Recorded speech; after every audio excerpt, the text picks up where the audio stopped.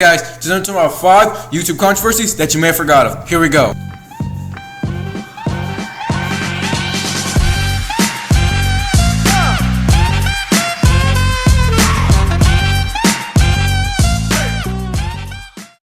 The first controversy that we're going to talk about is a dark one.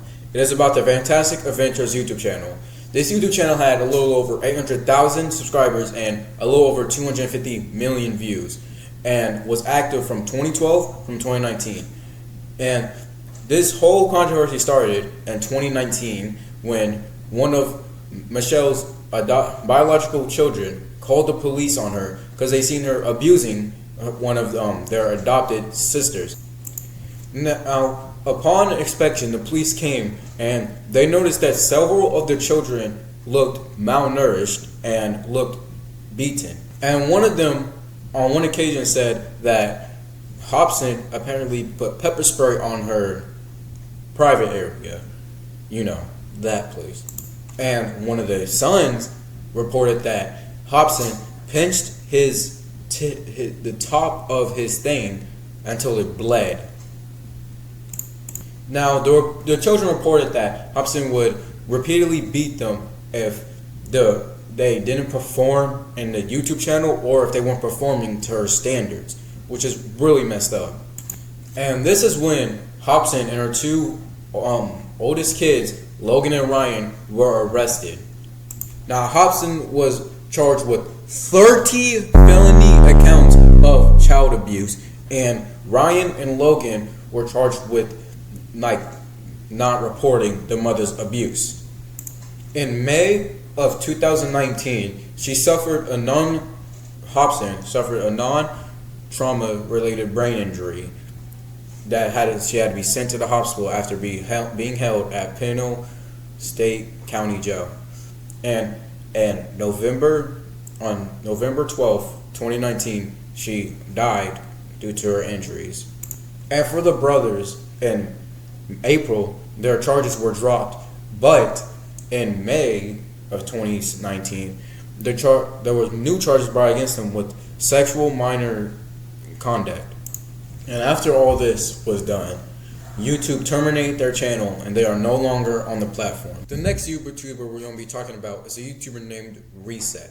Now, Reset has a channel of over 1.1 million subscribers and views of over 111 million, and he started back in 2014.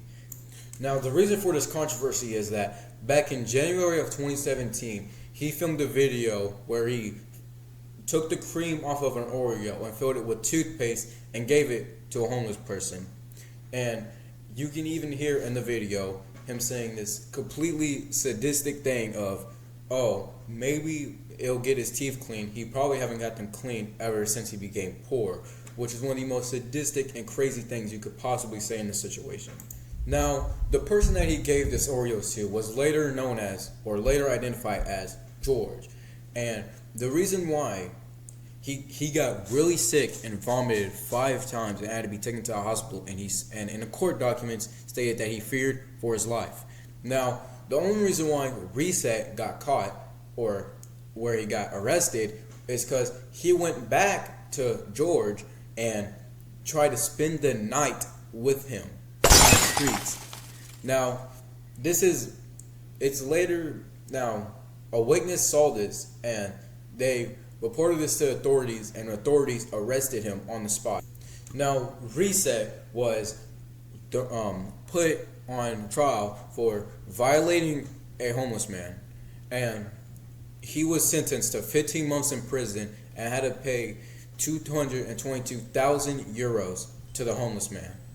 And I honestly think that this is one of the most sadistic YouTube controversy we're going to be talking about is Sam and Kobe. Now, they have had a YouTube channel since 2014, and right now, to date, their subs is over 14.5 million with over 2 billion views. Now, they still have loyal fans and they're still doing great. But in 2015, they undergo a controversy when Kobe, or Sam Pepper, decided to do a kill best friend prank on Kobe. Now, the prank already sounds crazy enough.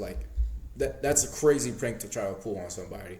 But they went through with it, and A fake kidnapper that was hired just took Sam and Kobe to this rooftop, and while they were at the rooftop, they acted like Sam right in front of his eyes, right in front of Kobe's eyes. That this is crazy. This is just insane. But they did it right in front of Kobe's eyes, and he was clearly very upset, like crying statistically, crying a lot. It was just crazy. But then Sam got up, told him it was a prank, and a few days later, Kobe said that, "Oh, y'all guys really got me." But this still left viewers incredibly mad because, like, it's a crazy prank, and it seemed like it had an effect on his mental state. Like, it's just an insane prank. This prank got taken way too far. But Sam and Kobe are still going hard today. The controversy is behind them, and they seem to be doing good to this day. The next controversy that we're going to talk about is even darker and more crazy than the last one. Now, and it's a really sad one. Now, this controversy is by a YouTuber named Mona Lisa and Fam. Now, she has a new channel now that's called Her Bossy Diaries that has 1.65k subscribers, 1,650. Now, how much subscribers does she have on her Mona Lisa and Fam channel? I tried to look for subscribers, views. I couldn't find anything on it, but I don't know how much subscribers she had. All right, but she had something. She had something, but okay. And she was active on her other channel from 2017 to 2021 until the controversy happened back in 2017. Now, Mona Lisa wanted to make a viral video. We're going to have to cut that all. Now, Mona Lisa's boyfriend, Pedro, wanted to make a viral video by basically shooting himself from like an inch away to see if a book will stop it. And instead of like shooting the book, like having a book there and having like a target practice or something behind it, he decided to put himself behind it just to amp up the views.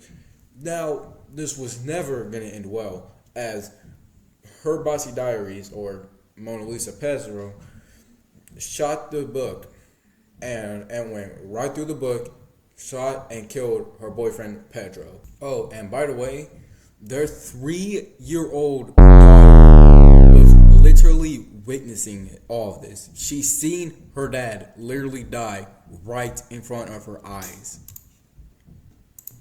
Now, obviously, after the video got published and everything, got put through, Mona Lisa got arrested and taken into jail, and she was on probation or was on waiting trial for 6 months. And then when the sentencing came on December 19th, 2017, she was arrested for good and sent to jail for 6 months and with 10 years probation, and is probation from holding any firearms from the rest of her life. And now, this is just one of the saddest stories I ever heard. YouTube fame isn't worth all this, guys, but now her daughter can't live without her real father, and her other kid can't live without her real father, which is just incredibly sad. Now, this last one isn't really a controversy, but I thought it was interesting enough to talk about. So let's talk about how Viacom sued YouTube for over $1 billion. Now, the reason why YouTube was getting sued by Viacom for $1 billion is because YouTube had this issue with copyright back in the 2000s to early 2010s, where they had creators who would use a lot of copyright things from different platforms, mainly from Viacom, and Viacom didn't like that, so they decided, hey, let's sue this company. And what YouTube argued was it wasn't their fault. They can't control what the users make, which, yeah, you actually can. You can just ban them, so I don't really understand their argument here. But it didn't matter because in the end, the suit was settled out in court in 2014, where now both parties agreed to a settlement where basically YouTube was now both parties agreed to a term that basically protected YouTube from being liable for anything that happened. So in the end, YouTube they didn't pay any repercussions, and still obviously going strong today. I mean, I'm literally posting a video on it right now. Thank you so much for watching my whole video. And if you watched this far, that clearly means that you like my content. So can you please like, subscribe, and leave a comment on what I should do next. I really love you guys. Thank you so much for the support. I'll see y'all next time.